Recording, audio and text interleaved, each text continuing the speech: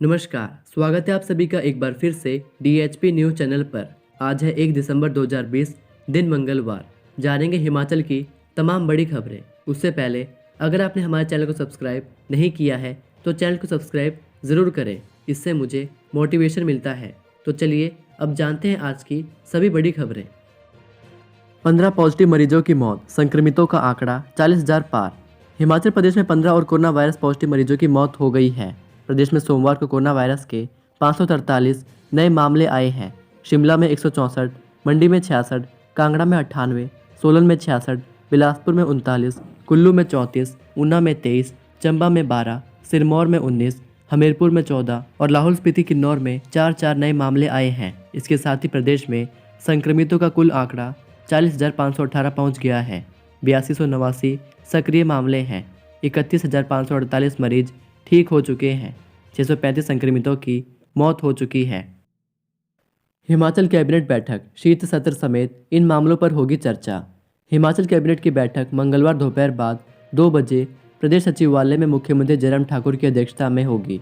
इसमें विधानसभा के शीत सत्र को टाले जाने पर फैसला हो सकता है। गत दिनों हुई सर्वदलीय बैठक में भी तय हुआ था कि सत्र का फैसला मुख्यमंत्री और उनकी कैबिनेट ले। राज्य विधानसभा का शीत सत्र 7 दिसंबर से धर्मशाला के तपोवन में प्रस्तावित है। इस सत्र के बारे में सरकार को अलग अलग राय मिल रही है। बैठक में कोरोना पर नियंत्रण के उपायों और पंचायत चुनाव समय पर करवाने या न करवाने पर भी चर्चा हो सकती है। हिमाचल कांग्रेस कमेटी के सचिव वीरेंद्र सूद का आकस्मिक निधन, शोक की लहर। सोमवार को हिमाचल प्रदेश कांग्रेस के लिए एक दुख भरी खबर सामने आई है। हिमाचल प्रदेश कांग्रेस कमेटी के प्रदेश सचिव वीरेंद्र सूद की आकस्मिक मृत्यु होने से संपूर्ण प्रदेश में दुख की लहर दौड़ गई है। आपको बता दें कि प्रदेश कांग्रेस अध्यक्ष कुलदीप राठौर द्वारा सोमवार को नैरचौक मेडिकल कॉलेज का दौरा किया गया था और वीरेंद्र सूद भी वहां मौजूद थे और कार्यक्रम के बाद वीरेंद्र सूद की अचानक तबीयत बिगड़ी और उन्हें आपातकाल में मेडिकल कॉलेज नैरचौक में भर्ती किया गया। वहीं उन्होंने दम तोड़ दिया। वीरेंद्र सूद की अचानक से हुई मौत से सभी स्तब्ध हैं। हिमाचल के सरकारी स्कूलों में आज से 9वीं से 12वीं कक्षा की सेकेंड टर्म परीक्षाएं। हिमाचल के सरकारी स्कूलों में 9वीं से 12वीं कक्षा की आज से परीक्षाएं शुरू होंगी।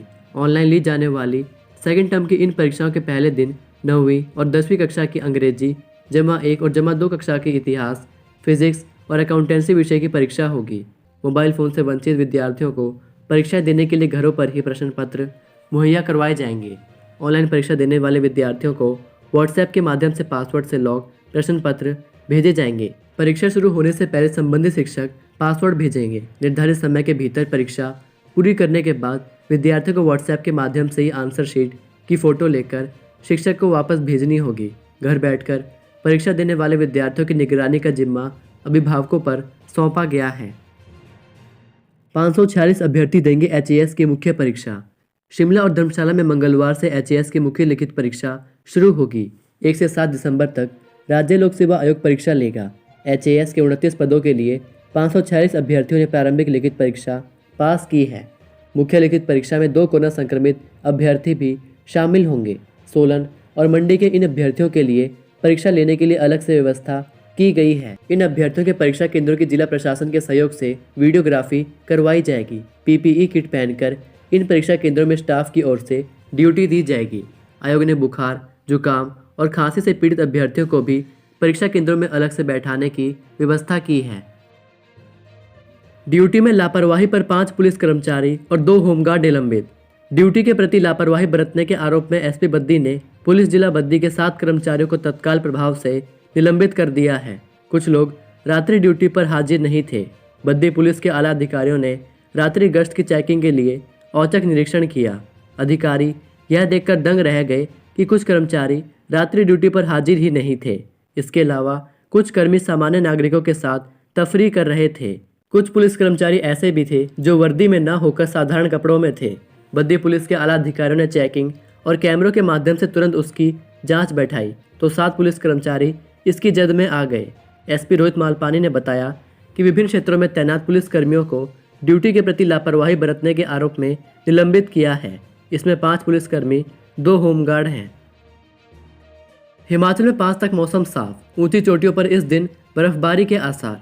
हिमाचल में 5 दिसंबर तक मौसम साफ रहेगा। 6 दिसंबर को प्रदेश की ऊंची चोटियों पर बर्फबारी के आसार हैं। सोमवार को राजधानी शिमला सहित प्रदेश के सभी क्षेत्रों में मौसम साफ रहा। धूप खिलने से अधिकतम तापमान में सामान्य से 1 से 2 डिग्री की बढ़ोतरी दर्ज हुई।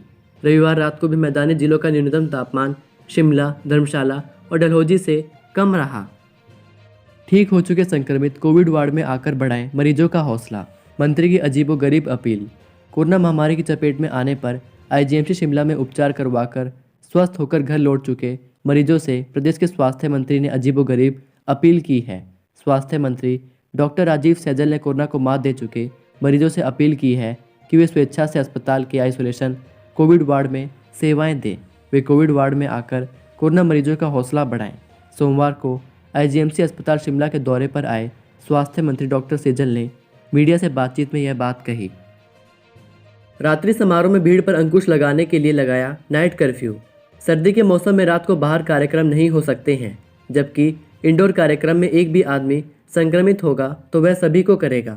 ठीक वैसे ही रात को आवाजाही नियंत्रित करने के लिए सरकार ने अंकुश लगाया।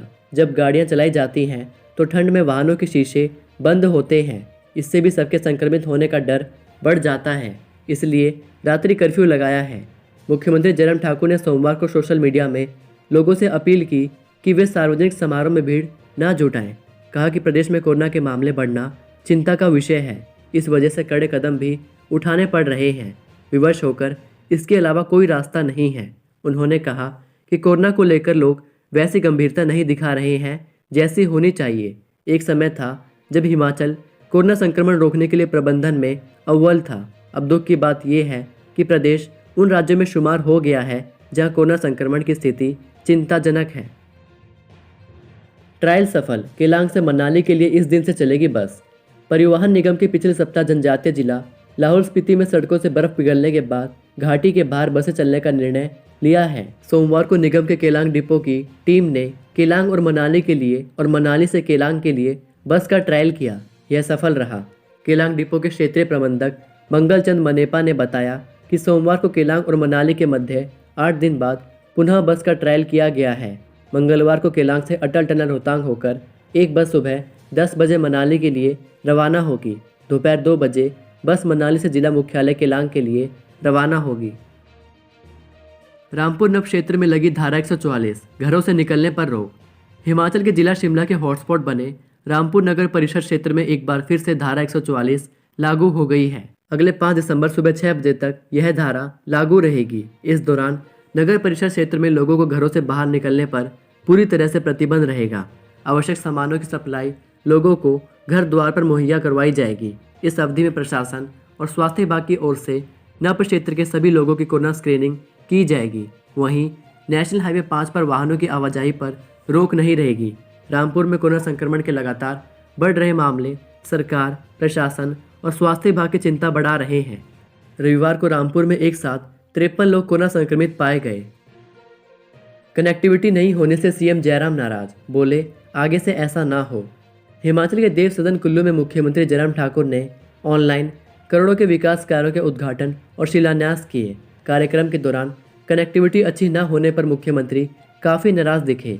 मुख्यमंत्री ने कहा कि कोरोना के चलते करोड़ों के शिलान्यास और उद्घाटन ऑनलाइन करने पड़ रहे हैं। ऐसे में इन कार्यक्रमों में कनेक्टिविटी अच्छी होनी चाहिए। उन्होंने अधिकारियों को नसीहत दी कि आने वाले समय से इसका ध्यान रखें। ऑनलाइन संबोधन में मुख्यमंत्री ने कहा कि उन्हें कुल्लू से साफ आवाज़ नहीं आ रही थी। हिमाचल के 4 जिलों में नहीं शुरू होगी पोर्टेबिलिटी योजना। हिमाचल के 4 जिलों शिमला, कुल्लू, मंडी और कांगड़ा में पोर्टेबिलिटी योजना शुरू नहीं हो सकती है। इन 4 जिलों में कोरोना ने विकराल रूप धारण किया है। अगर पॉश मशीनों में अंगूठा लगाकर डिपो में राशन दिया जाता है तो कोरोना और बढ़ सकता है। खाद्य नागरिक एवं उपभोक्ता मामले विभाग ने इस योजना को शुरू करने के लिए आपदा प्रबंधन को प्रस्ताव भेजा है। प्रदेश में 18.5 लाख राशन कार्ड उपभोक्ता हैं। कई परिवार ऐसे हैं जिनके राशन कार्ड गांवों में बने हैं लेकिन रहते दूसरे जिले में हैं। ऐसे में इन लोगों को डिपो में राशन नहीं मिल रहा है। इन उपभोक्ताओं का राशन बिना लिए खत्म माना जा रहा है। ऐसे में सरकार ने ऑनलाइन राशन लेने की प्रक्रिया को शुरू करने के लिए पोर्टेबिलिटी स्कीम शुरू करने की अनुमति मांगी है। खाद्य आपूर्ति मंत्री राजेंद्र गर्ग ने बताया कि कोरोना के चलते पोर्टेबिलिटी योजना को बंद किया है। कोरोना की स्थिति सामान्य होने के बाद इसे शुरू किया जाएगा। लाहौल के 16 स्कूलों में ऑफलाइन होंगी परीक्षाएं। हिमाचल के जनजातीय क्षेत्र लाहौल घाटी के कई हिस्सों में इंटरनेट समस्या को देखते हुए 16 पाठशालाओं के बच्चों की ऑफलाइन परीक्षाएं होंगी। इसके लिए विषय अनुसार अध्यापक परीक्षा की निर्धारित तिथि को बच्चों के घर तक प्रश्न पत्र पहुंचाएंगे। प्रदेश के सरकारी स्कूलों में 9वीं से 12वीं तक ऑनलाइन परीक्षाएं करवाई जा रही है। शिक्षा विभाग ने घाटी में इंटरनेट समस्या को देखते हुए ही बच्चों की ऑफलाइन परीक्षा लेने का निर्णय लिया है। इन सभी विद्यालयों में ऑफलाइन परीक्षाएं ली जाएंगी। कोरोना संकट में रुक गई 400 चालकों की भर्ती प्रक्रिया को मंजूरी। प्रदेश में कोरोना संकट के कारण रुकी HRTC की 400 चालकों की भर्ती प्रक्रिया मंगलवार से शुरू होगी।